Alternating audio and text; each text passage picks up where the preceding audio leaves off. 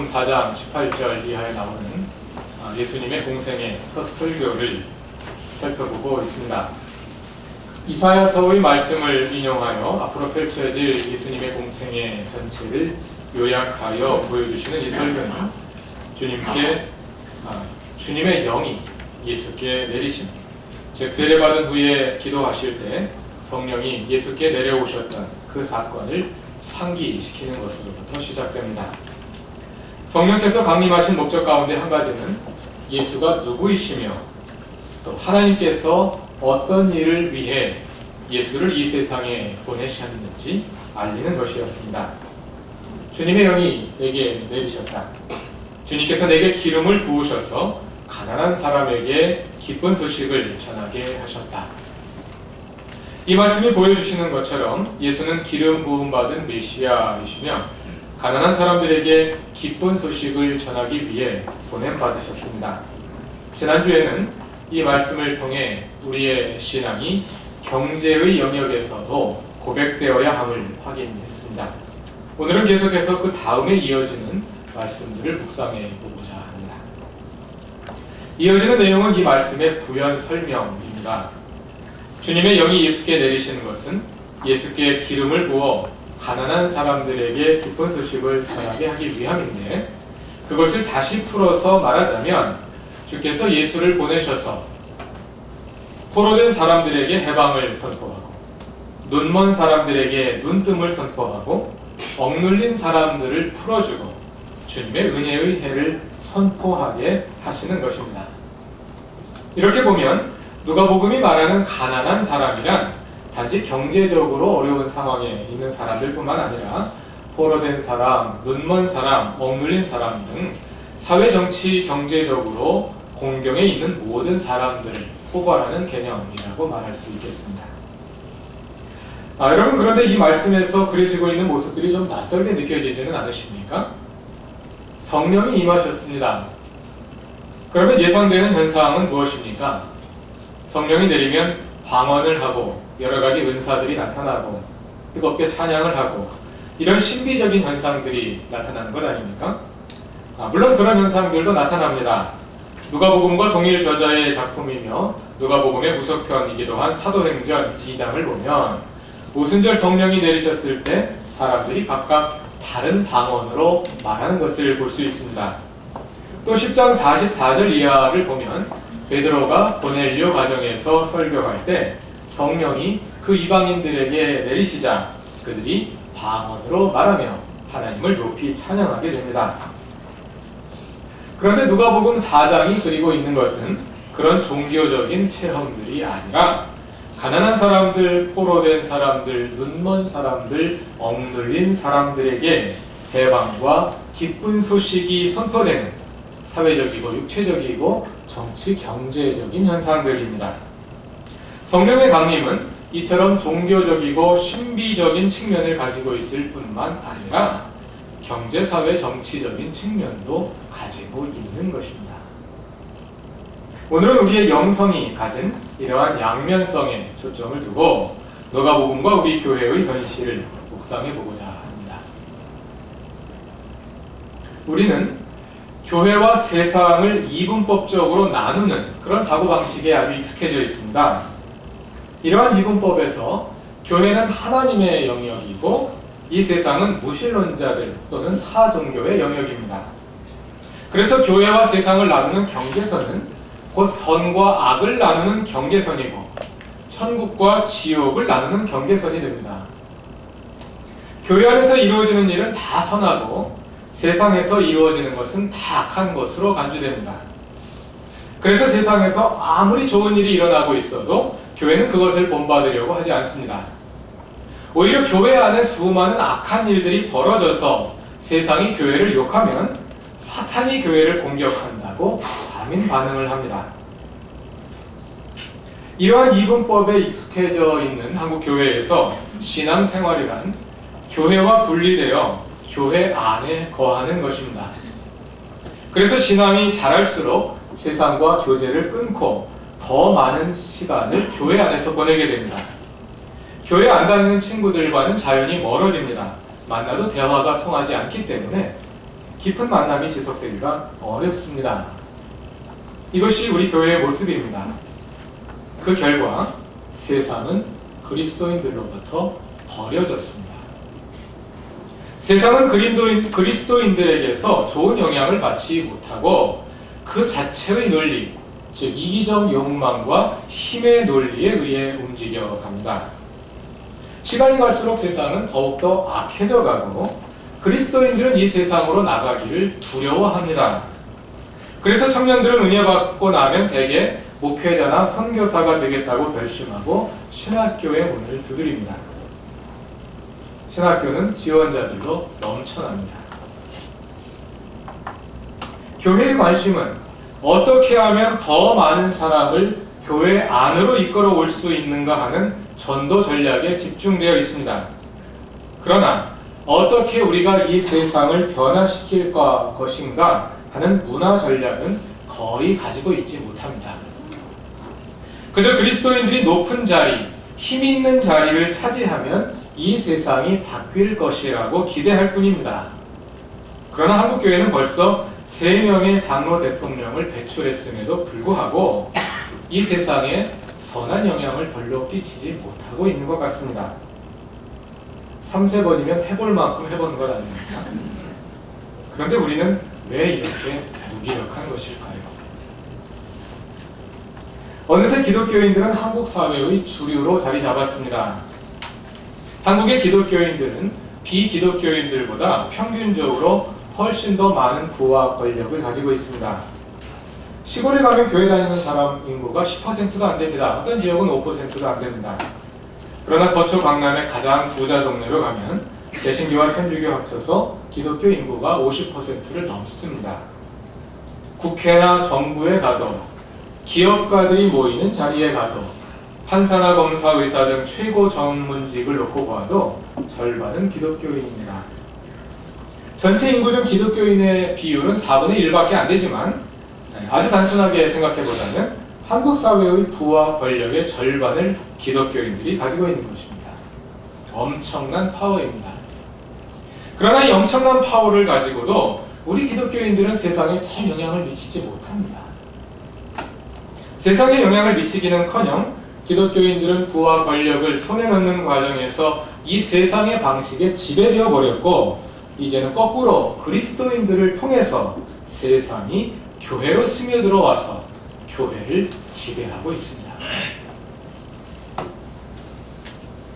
기독교인들이 이렇게 무기력한 이유는 우리의 신앙을 이 세상 속에서 어떻게 실현해야 할지 그 방법을 알지 못하기 때문입니다. 그 방법을 알지 못하는 이유는 신앙이란 세상과 분리되는 것이라고 생각해 왔을 뿐 우리가 어떻게 이 세상에서 우리의 영성 또는 우리의 경건을 실현할 것인지는 상상해보지도 않았고 또 고민하지도 않았기 때문입니다.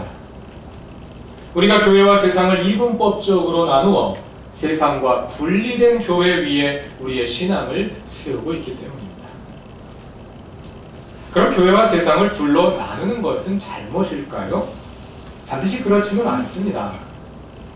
우리는 분명히 이 세상과 구별되어 존재하는 성도, 즉 거룩한 무리들이기 때문입니다. 문제는 우리가 구별되어야 하는 그 세상이라는 것이 무엇이냐 하는 것입니다. 신약 성경에서 특히 요한복음과 요한서신에서 세상이라는 말은 2가지 의미를 가지고 있습니다. 하나는 하나님을 적대하는 세력으로서의 세상입니다. 예를 들어 요한복음 8장 23절에서 예수께서 유대인들을 향해서 너희는 이 세상에 속해 있지만 나는 이 세상에 속해 있지 않다 이렇게 말씀하실 때 이 세상은 하나님께 적대하는 세력을 가리킵니다. 요한복음 7장 7절이나 15장 18절에서 세상이 그리스도인들을 미워한다고 말할 때 또 14장 7절에서 진리의 영이신 성령을 이 세상이 거부한다고 말할 때 이 세상은 적대 세력으로서의 세상입니다. 그러나 요한복음에서 세상이라는 말이 항상 그렇게 부정적인 함의로만 쓰이는 것은 아닙니다. 많은 곳에서 세상은 중립적으로 그냥 우리가 살아가고 있는 이 세상 그것을 가리키는 말로 쓰입니다. 예를 들어서 우리가 잘 아는 요한복음 3장 16절에서 예수님은 이렇게 말씀하십니다. 하나님이 세상을 이처럼 사랑하사 독생자를 주셨으니 이는 그를 믿는 사람마다 멸망하지 않고 영생을 얻게 하려는 것이다. 이어서 3장 17절에서는 이렇게 말씀하십니다. 하나님께서 그 아들을 이 세상에 보내신 것은 세상을 심판하시려는 것이 아니라 아들을 통하여 이 세상을 구원하시려는 것이다. 하나님은 이 세상을 너무도 사랑하셔서 그토록 사랑하시는 당신의 외아들을 내어주시기까지 해서 그 세상을 구원하고자 하신 것입니다. 요한복음 4장 42절에서 예수님은 세상의 구주이시고 6장 33절과 51절에서 세상에 생명을 주시려 하시고 또 9장 5절에서는 빛으로서 이 세상을 비추십니다. 세상이라는 말은 더 많은 곳에서 부정적으로보다는 이처럼 중립적인 의미로 쓰이고 있습니다. 이처럼 요한복음에서 세상이라는 말은 한편으로 우리가 살아가는 이 세상 영역 전체를 가리키는 중립적인 의미로 쓰이기도 하고 다른 한편으로는 하나님께 대적하는 악한 세력이라는 의미로 쓰이기도 하는데 하나님을 대적하는 악한 세력으로서의 그 세상은 하나님을 안 믿는 사람들을 가리키는 말이 아닙니다. 하나님을 안 믿는 사람들이 아니라 하나님을 잘못 믿는 유대인들을 가리키는 말입니다. 다시 말하자면 세상은 교회 밖에 있는 것이 아니라 교회 안에도 세상이 있다는 것입니다.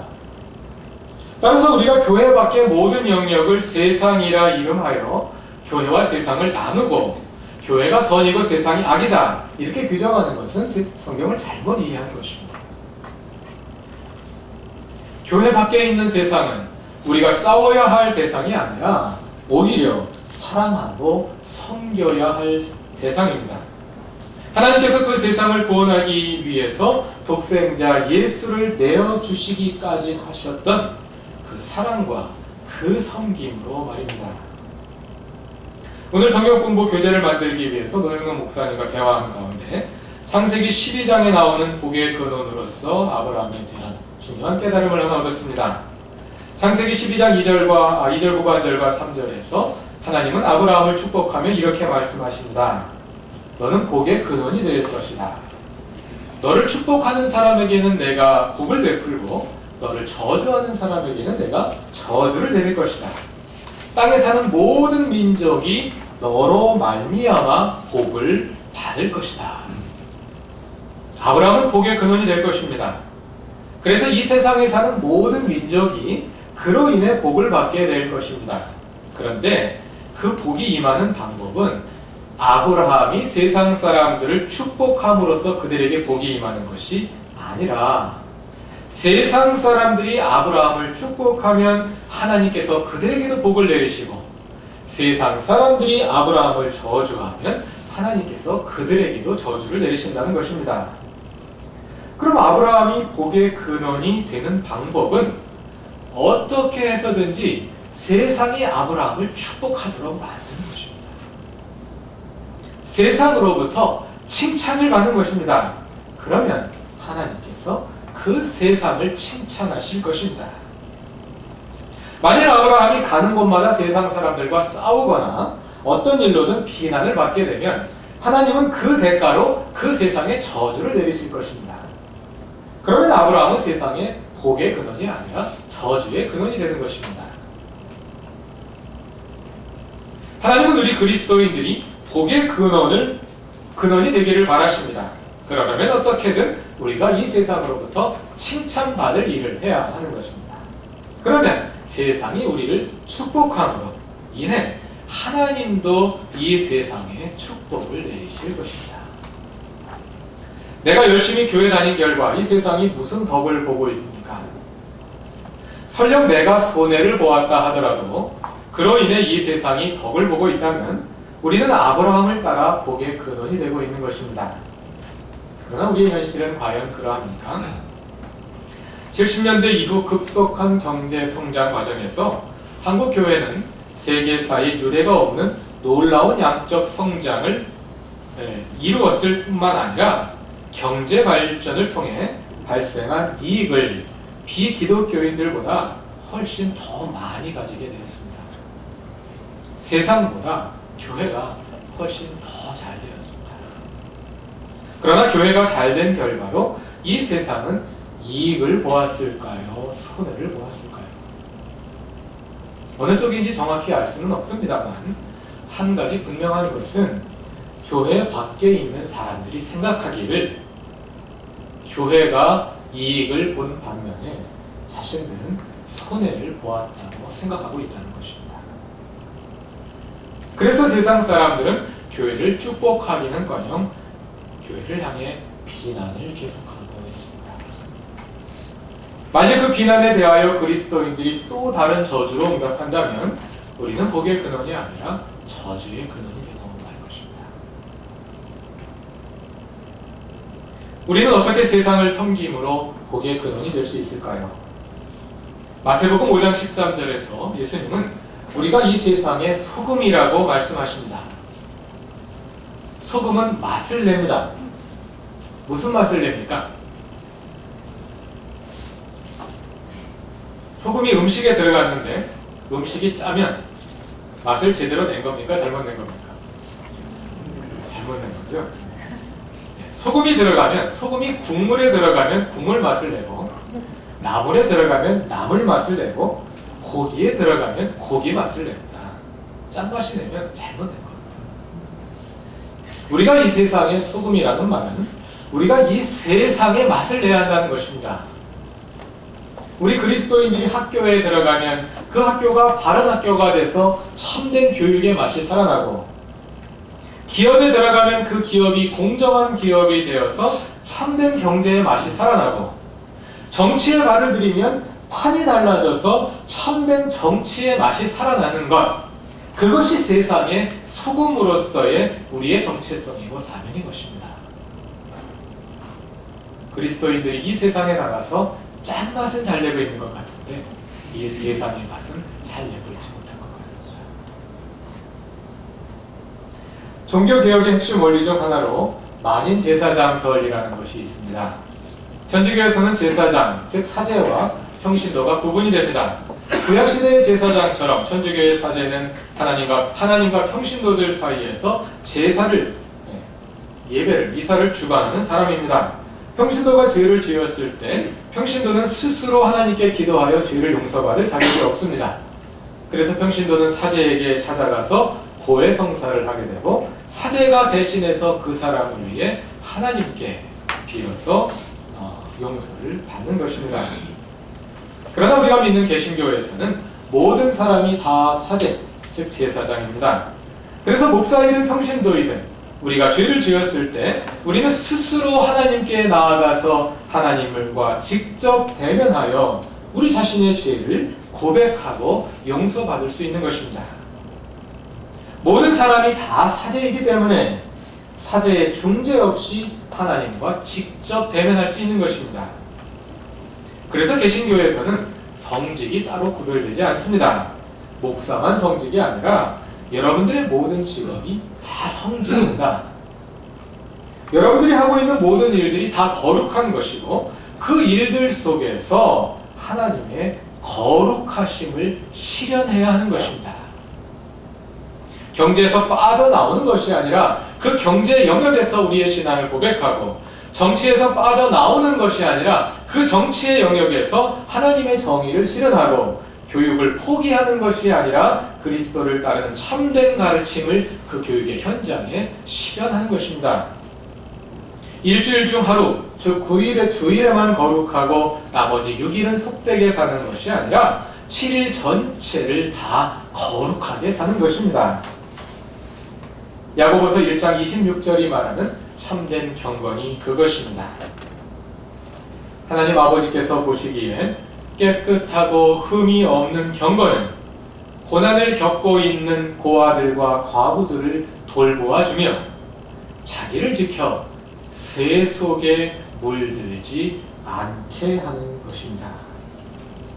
이 말씀에는 세상에 속해 살면서도 이 세상과 구별되는 절묘한 신앙의 원리가 담겨 있습니다.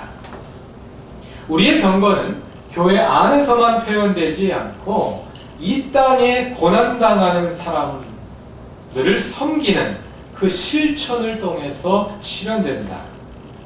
그러한 경건을 통해서 우리는 이 세속에 물들지 않고 세속과 구별된 거룩한 삶을 살아가게 됩니다. 세상에 속하지만 세속에 물들지 않는 이 역설, 이것이 우리가 회복해야 할 바른 신앙의 모습입니다. 세상에 속하면서도 세상에 물들지 않을 수 있는 그 힘. 아까 요한복음에 세상에는 두 가지 의미가 있다고 말했는데, 세상에 속하면서도 중립적인 의미의 세상이겠죠. 세상에 하나님과 대적하는 세력으로서의 그 세상에 물들지 않을 수 있는 그 힘은 바로 우리의 신앙, 우리의 영성으로부터 나옵니다. 세상으로 나가는 것이 능사가 아니라 우리 안에 거룩한 공간을 만들어 하나님과 늘 대면하고 그 영성을 이 세상에서 우리의 삶을 통해 실현하는 것입니다. 우리는 기도하고 말씀을 묵상하는 계속된 훈련을 통해서 우리의 삶을 더욱더 하나님께 내어드려 하나님께 온전히 이끌리는 영성의 사람으로 성숙해가면서 그 영성이 내면에 갇히거나 교회 안에 머물게 하지 않고 우리가 살아가는 가정과 일터에서 소금과 빛된 삶으로 온전히 실현되게 해야 할 것입니다. 우리는 이제 그 걸음을 시작했습니다. 매주일 설교에 기초한 전교인 성경 공부와 또 매일의 묵상을 통해서 하나님의 뜻을 알고 그 뜻에 우리를 온전히 내어드리는 훈련을 계속하고 있습니다. 또 이 세상을 섬기기 위한 작은 실천들을 서서히 시작해 나갈 것입니다. 교회적인 실천을 통해서 또 가정과 직장과 사회에서 우리 각자의 삶을 통해서 우리의 영성이 이 세상 속에서 실현되기를 바랍니다. 하나님께서 시작하신 일입니다. 그러므로 하나님께서 친히 이루실 것입니다. 다 같이 기도하겠습니다. 하나님, 우리는 연약하여 이 세상을 감당하기는커녕 우리 자신의 몸과 마음을 추스르기도 힘이 듭니다. 그러나 하나님은 그러한 우리에게 믿음과 용기를 주시며 이 세상으로 나아가라 하십니다.